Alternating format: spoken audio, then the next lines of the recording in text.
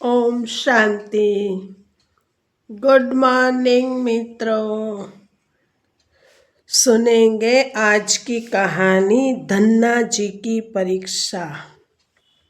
एक बार ठाकुर जी ने खुद ही धन्ना जी की परीक्षा लेनी चाहिए। धन्ना जी के गांव में अकाल पड़ गया था और फिर भी धन्ना जी पूरे गांव और साधु संतों को खाना खिला रहे थे और गरीबों में अनाज बांट रहे थे। लेकिन धीरे धीरे उनका भी भंडार समाप्त होने लगा। उस वक्त भी धन्ना जी ने इस बात का निर्णय किया कि जब तक वो सक्षम है तब तक उनसे जो हो सकेगा वो करेगा। उनकी सेवा से प्रसन्न होकर ठाकुर जी खुद एक संत के रूप में उनके यहाँ आए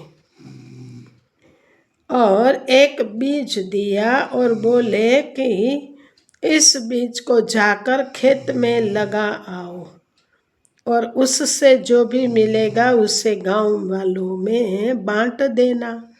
उन्होंने ऐसा ही किया। लेकिन गांव वाले उन्हें पागल कह रहे थे। इस सूखे में आखिर कौन सी फसल होगी। मगर फसल जब हुई तो लोगों के आश्चर्य का ठिकाना न रहा। खेतों में फसल लहरा रही थी।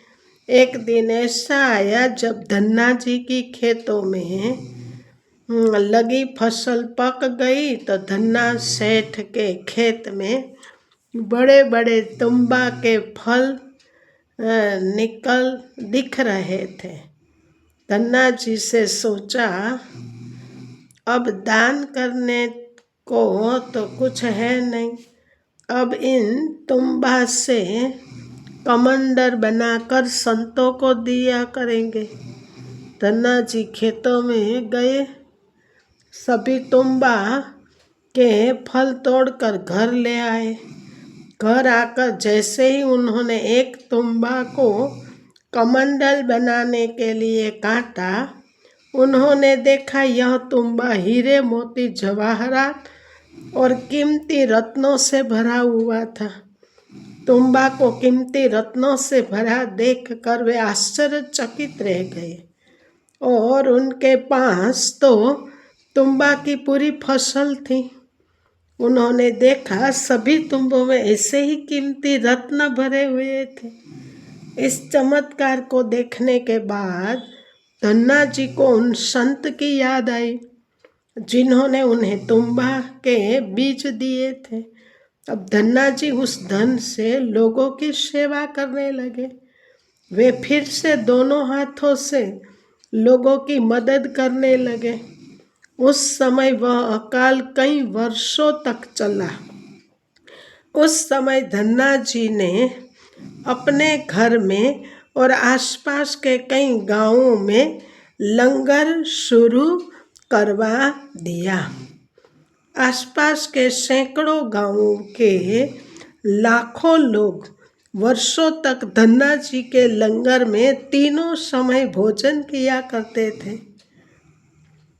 धन्ना जी सेठ ने अपने जीवन काल में कई मंदिर, बावड़िया, तालाब और धर्मशालाएं भी बनवाई और हर तरह से साधु संतों और जरूरतमंद लोगों को मदद की।